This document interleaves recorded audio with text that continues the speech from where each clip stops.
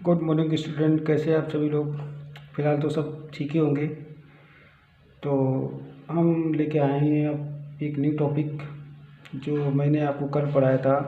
वाष्प संपीड़न प्रशीतल प्रणाली, ठीक है, जिसे बोलते हैं वेपर कंप्रेसर और रेफ्रिजरेशन सिस्टम। ठीक है, इसके बारे में बताया था कि इसमें कंप्रेसर का यूज़ किया गया था। ठीक है, कंप्रेसर। और अब हम सेकेंड की दो टाइप के होते हैं हमारे, हमने भी बोला था कि जो हमारा रेफ्रिजरेशन होता है दो टाइप के होते हैं। नंबर एक तो हमने बताया था, नंबर सेकेंड होता है वाष्प अवशोषण प्रशीतल प्रणाली, जिसे बोलते हैं वेपर एब्जॉर्बेशन रेफ्रिजरेशन सिस्टम। ठीक है, यहाँ पे क्या हुआ था कि कंप्रेसर की जगह हम यूज कर रहे हैं एब्जॉर्बेशन का यूज कर रहे हैं। ठीक, तो एब्जॉर्बेशन का जो यूज कर रहे हैं इसमें क्या क्या सिस्टम लगे होते हैं, जिसकी वजह से हम, है ना, कहीं अस्पतालों में या कहीं दवाइयाँ, कहीं मतलब इंडस्ट्रियल एरिया, ठीक है, या फिर कहीं या कोल्ड स्टोर में इसका यूज़ करते हैं। ठीक, तो ये एब्जॉर्बेशन क्या मीन्स क्या होता है, किसी चीज़ को एब्जॉर्ब कर लेना, अवशोषित कर लेना। ठीक, तो उसमें सबसे पहले मैं आपको थोड़ा बताना चाहूँगा कि इसमें अमोनिया का यूज हुआ है NH3, जो होते वेपर के फॉर्म में। ठीक है, और दूसरा क्या होता है, इसमें अमोनिया तो मिली रहती है प्लस वाटर भी इंक्लूड हो जाता है। ठीक, वाटर का भी इंक्लूड हो जाता है। अमोनिया इसमें दो होते हैं, अमोनिया तो मिक्स होती है प्लस वाटर का इंक्लूड हो जाता है, सोल्यूशन हो जाता है, जिसे एक हमने बोलते हैं वीक सॉल्यूशन बोलते हैं। वीक सॉल्यूशन क्या होता है कि वीक सॉल्यूशन मीन्स क्या होता है, जिसमें परसेंटेज वाटर की सबसे ज़्यादा रहती है और अमोनिया की परसेंटेज उसकी ज़्यादा कम रहती है। ठीक है, तो वीक सॉल्यूशन में क्या होता है, हम बताया था आपको कि अमोनिया की परसेंटेज जैसे 60% हमारा वाटर हो गया, ठीक है, और 30% हमारा अमोनिया हो गई। ठीक, ये इसे बोलते हैं हम वीक सॉल्यूशन बोलते हैं। ठीक, और स्ट्रॉन्ग सॉल्यूशन किसे बोलते हैं, जिसमें 70% हमारा अमोनिया हो गई और 30% हमारा वाटर हो गया। ठीक है, तो इसको बोलते हैं स्ट्रॉन्ग सॉल्यूशन बोलते हैं। ठीक है, अमोनिया की परसेंट कितनी होगी, NH3 की 70% और 30% क्या होगी, वाटर। ठीक है, इसको बोलते हैं स्ट्रॉन्ग सॉल्यूशन बोलते हैं। ठीक है, तो सबसे पहले हम चलते हैं कि अब उस जगह क्या हुआ कि हमने जो पहले बताया उसमें कंप्रेसर का यूज हुआ। अब कंप्रेसर की जगह हमने 2-3-4 सिस्टम और भी ऐड कर दिए, है ना, जिसकी और ज़्यादा बेटर हो गया। ठीक है, इसको बोलते हैं एब्जॉर्बेशन बोलते हैं। ठीक है, तो रिप्लेसमेंट करके कंप्रेसर को हम क्या लगा दिए, एब्जॉर्बेशन लगा दिया। ठीक है, तो ये चित्र आपको दिखाई दे रहा होगा। तो इसमें क्या क्या यूज किया गया है, क्योंकि पहले से तो इसमें पहले से भी इवेपोरेटर और एक्सपेंशन वाल्व और इसमें रो रिसीवर था, ड्रायर था, उसका भी यूज़ किया गया था, और कंडेंसर भी यूज़ किया गया था। ठीक है, और कंप्रेसर की जगह जो हम यूज़ कर रहे हैं वो है हमारा रेक्टिफायर, दूसरा है हमारा जनरेटर, तीसरा है हमारा एनालाइजर, और चौथा है हमारा हीट एक्सचेंजर, पाँचवा है हमारा लिक्विड पंप, से पंप बोलते हैं, और पाँचवा है हमारा एब्जॉर्बेशन बोलते हैं। ठीक है, तो कितने हो गए, 1 2 3 4 5 6 हो गए। ठीक है, 6 जो हमने और ऐड इसमें कर लिए, कंप्रेसर की जगह यूज कर लिए हैं, तो इसके बारे में आपको, है ना, बताने जा रहा हूँ। तो सबसे पहले हमने जो हमारा यहाँ इवेपोरेटर जो होता है, जहाँ से हमारा जो है फल वगैरह ठंडे होते हैं, यहाँ से बर्फ़ जमती है। ठीक है, यहाँ पे ये रूम हमारा, यहाँ पे क्या होता है, इवेपोरेटर के अंदर क्या होता है, फ्रिज के अंदर क्या होता है, यहाँ पे जो है कहीं सब्जियाँ वगैरह, फल फ्रूट वगैरह यहाँ रखते हैं, तो ये ठंडा करने के लिए इवेपोरेटर कर देता है।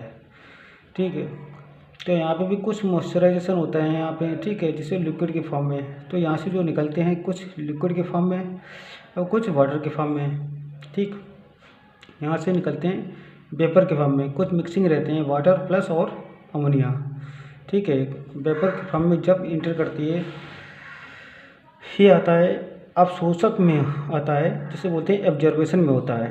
एब्जॉर्बेशन क्या काम करता है कि यहाँ से हमारा वीक सॉल्यूशन आता है, यहाँ से क्या आता है, वीक सॉल्यूशन आता है। ठीक है, वीक सॉल्यूशन आता है यहाँ से।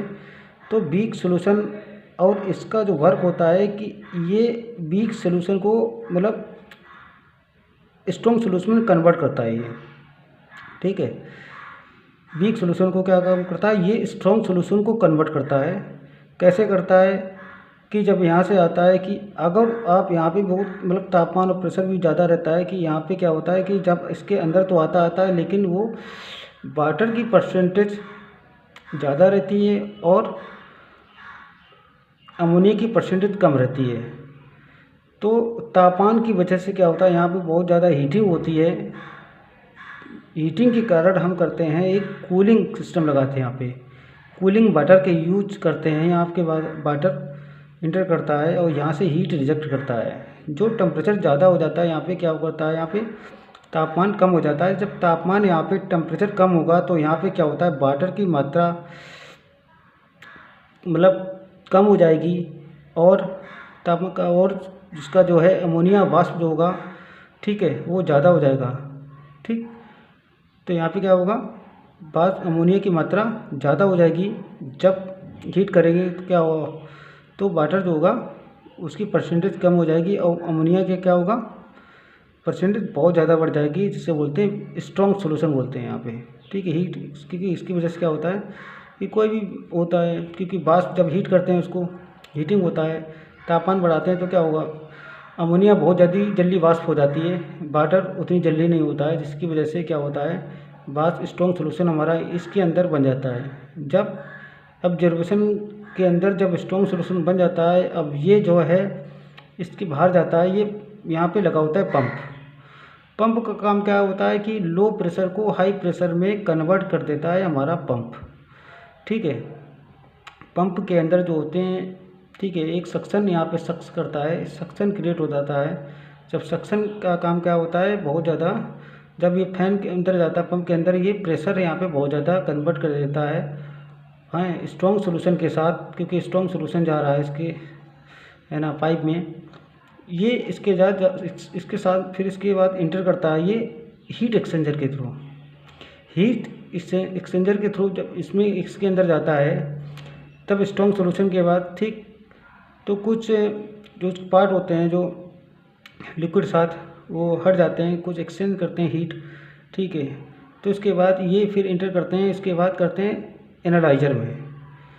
जब एनालाइज़र में इंटर करते हैं, ठीक, इसके बाद क्या होता है, यहाँ पे एक जनरेटर लगा होता है, इसी के साथ में जनरेटर लगा होता है, वो भी हीट सप्लाई करता है।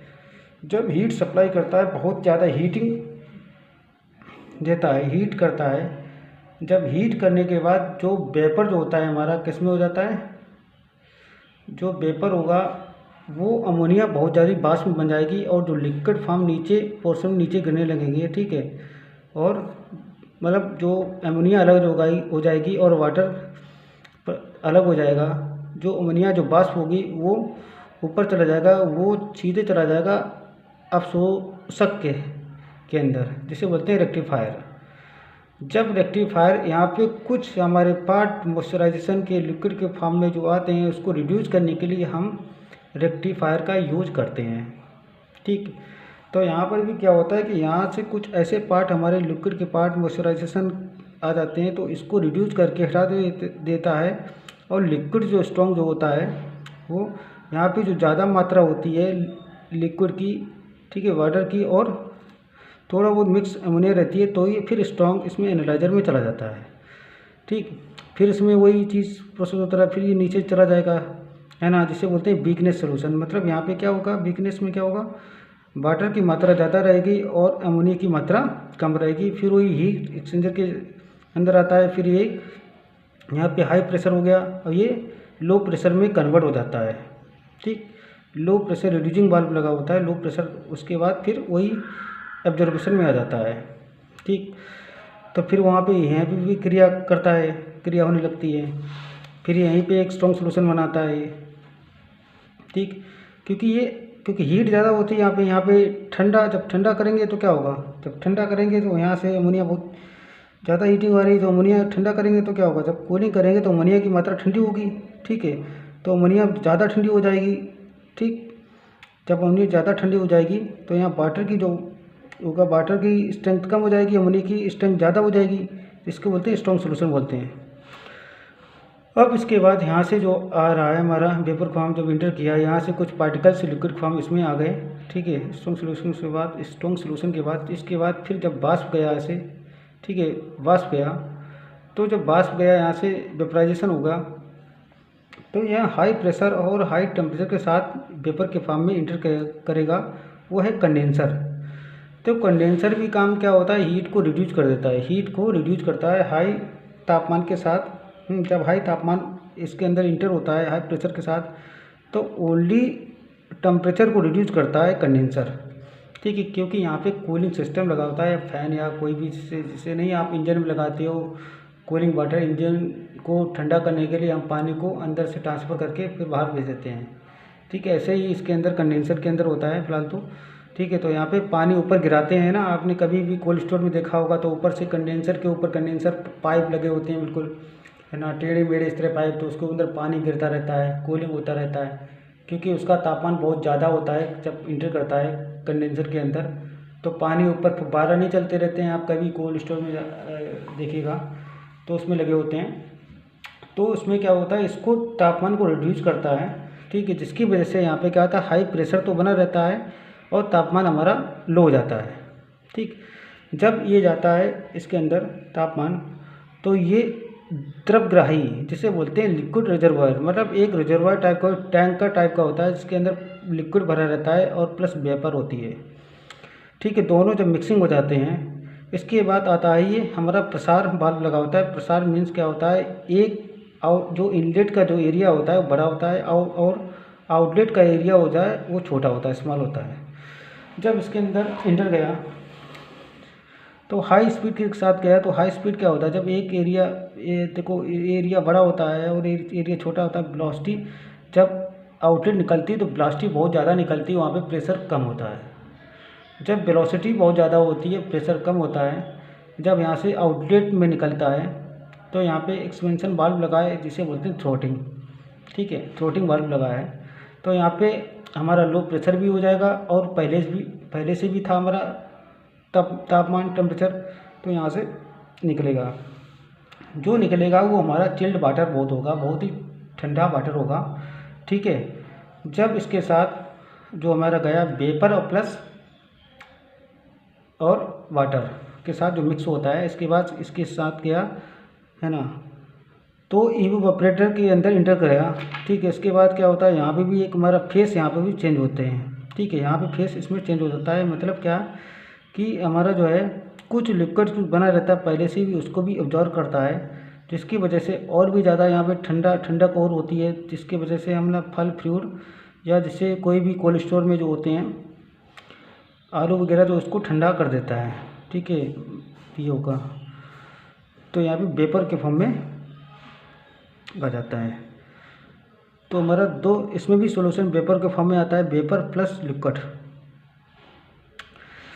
ठीक है। इसमें भी दो वेपर रहता है प्लस लिक्विड भी रहता है, कुछ पार्ट हमारे लिक्विड भी आज साथ में आ जाते हैं, ठीक है। जो यहाँ पे लो प्रेशर और लो टेम्परेचर के साथ जब इंटर करते हैं एब्जॉर्बेशन में,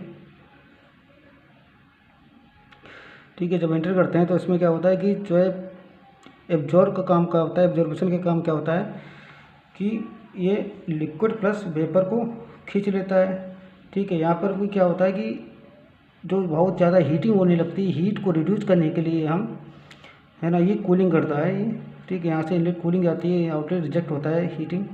तो यहाँ पे क्या होता है कि हीट को रिड्यूस करता है, जिससे वाटर हमारा जो अमोनिया होती है बहुत ज़्यादा ठंडी हो जाती है, और वाटर जो होता है वो वाटर क्या होता है, वाटर की परसेंटेज कम हो जाती है, और वेपर की फॉर्म जो अमोनिया की जो वेपर होगा वो बहुत ज़्यादा परसेंटेज उसकी हो जाती है, जिसकी वजह से स्ट्रॉन्ग सोल्यूशन हमारा बन जाता है। उसकी वजह से ये स्ट्रॉन्ग सोल्यूशन इसके अंदर गया। पंप का काम क्या होता है, लो प्रेशर को हाई प्रेशर में कन्वर्ट कर देता है, जिससे होती है सांद्र घोलक बोलते हैं। स्ट्रॉन्ग सोल्यूशन इस हीट एक्सचेंजर की जाता है। हीट एक्सचेंजर का काम करता है, हीट को एक्सचेंज कर देता है। इसके बाद जाता है एनालाइजर में, और एनालाइजर क्या होता है, एनालाइजर मीन्स क्या होता है कि जो है हीट जो होती है और ज़्यादा, जो यहाँ से जनरेटर लगा होता है, हीट जनरेटर का काम करता है हीट को सप्लाई करना। जितनी ज़्यादा आप हीट देंगे उतनी ज़्यादा क्या होता है कि अमोनिया होती है बहुत जल्दी वेपर के फॉर्म में कन्वर्ट हो जाती है, और जो वाटर के पार्ट अलग हो जाते हैं, वाटर के फॉर्म जब अलग हो जाते हैं तो ये नीचे जाता है, जिसे बोलते हैं वीक सोल्यूशन। ठीक है, जिसे तन्नू गोल बोलते हैं। जब वीक सोल्यूशन नीचे आ जाता है, ये फिर हीट एक्सचेंजर के अंदर बाहर से मतलब आ जाता है। हाई प्रेशर के साथ जो आते ही आता है, वो जो बल्ब लगी होती है ये लो प्रेशर में कन्वर्ट कर देती है। ठीक है, लो प्रेशर कन्वर्ट कर देती है, फिर ये एब्जॉर्बेशन में आ जाता है।